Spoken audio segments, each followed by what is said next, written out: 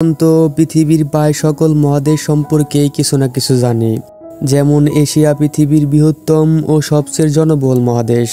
আফ্রিকায় পৃথিবীর বৃহত্তম নদী নীল নদ বইছে, যা পৃথিবীর মধ্যে সর্বাধিক দেশ প্রবাহিত। দক্ষিণ আমেরিকায় রয়েছে পৃথিবীর সর্বোচ্চ বিন্দুচূড়া চিম্বোরাজো পর্বত। অস্ট্রেলিয়া পুরোটাই শুধু একটি দেশ নয়, এটি পৃথিবীর সর্ববৃহৎ দ্বীপও বটে।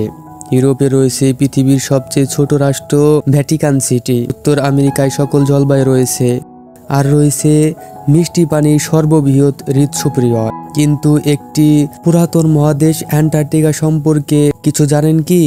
এই গ্রহের নিজ অংশের শীতল অংশটি সম্পর্কে, বরফে মোড়ানো অনুর্বর এই ভূমি সম্পর্কে আমরা কতটুকু জানি? কিন্তু সত্য হলো যে পৃথিবীর এই বিরান ও হিম শীতল মহাদেশ রয়েছে অনেক আশ্চর্যজনক ও মজার সব ব্যাপার।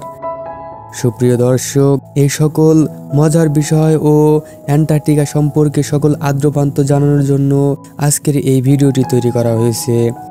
তো চলুন ওয়ার্ল্ড হিস্ট্রির আজকের এই পর্ব থেকে অ্যান্টার্কটিকা সম্পর্কে সকল তথ্য জেনে নেই।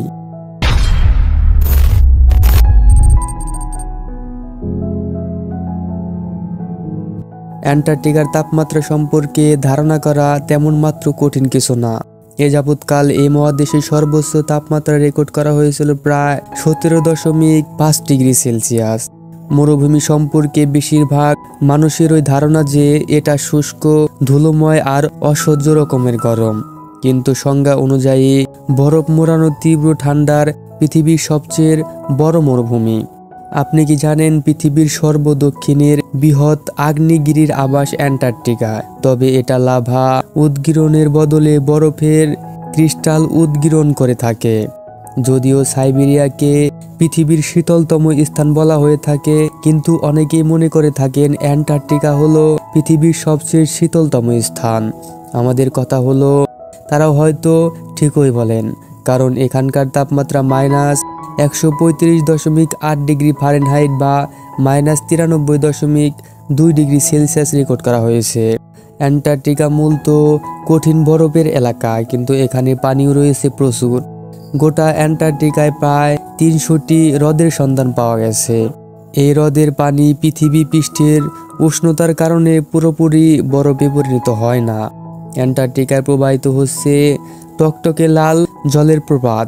দেখে মনে হয় যে রক্তের নদী বয়ে চলেছে। আসলে এই পানির সাথে মিশে আছে প্রচুর পরিমাণে আয়রন অক্সাইড, আর ফলে এই জলের রং লাল দেখায়। পৃথিবীর সর্বত্র প্রায় সকল স্থানেই সরীসৃপ জাতীয় প্রাণী দেখা যায়, কিন্তু অ্যান্টার্কটিকায় আপনি কোনো আশ্চর্যযুক্ত পানি বা সরীসৃপ দেখতে পাবেন না। আপনি টলটলে পরিষ্কার ও বিশুদ্ধ পানি পান করতে চান, তাহলে আপনাকে অবশ্যই অ্যান্টার্কটিকা যেতে হবে, কারণ পৃথিবীর মোট বিশুদ্ধ পানির 70% এই মহাদেশেই রয়েছে। তাই অ্যান্টার্কটিকাকে পরিষ্কার ও বিশুদ্ধ পানির আধার আমরা বলতে পারি। অ্যান্টার্কটিকায় গিয়ে মাটি খোঁজা আর ডুমুরের ফুল খোঁজা প্রায় সমান কথা।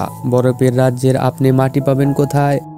হ্যাঁ, অ্যান্টার্কটিকায় বরফহীন ভূমি রয়েছে। এই মহাদেশের মোট আয়তনের মাত্র 1% অঞ্চল বরফহীন। এখানে আপনি মাটির দেখা পেতে পারেন।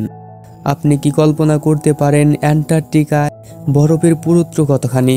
এ পর্যন্ত রেকর্ড করা বিভিন্ন অংশের মধ্যে সবচেয়ে কম পুরু বা চিকন বরফের পুরুত্ব মাত্র 1 কিলোমিটার। বিশাল এই বরফ রাজ্য অ্যান্টার্কটিকা মহাদেশের বিভিন্ন অংশ বিভিন্ন রাষ্ট্র দাবি করে আসছে। এর মধ্যে সবচেয়ে বড় একটি অংশ নিজেদের বলে দাবি করেছে অস্ট্রেলিয়া। এই মহাদেশের নিজের দখল জারি করার জন্য 1947 সালে আর্জেন্টিনা এক গর্ভবতী মহিলাকে অ্যান্টার্কটিকায় পাঠায়। মহিলা সেখানে সন্তান প্রসব করে। সেই শিশুটি এই বরফ রাজ্যের জন্মগ্রহণকারী প্রথম মানুষ। নিজেকে দখল দারিদ্র জারি রাখতে অনেক রাষ্ট্র অ্যান্টার্কটিকাকে সভ্য করার কাজে নেমে পড়েছে। ইতিমধ্যে এখানে এটিএম বুথও স্থাপন করা হয়েছে, রয়েছে সেনা ক্যাম্প সহ নানা কিছু। যদি আপনাদের কারো ভ্রমণের লোভ জেগে থাকে, তবে চেষ্টা করতে পারেন ঘুরে আসেন বরফ শীতল মহাদেশ অ্যান্টার্কটিকায়।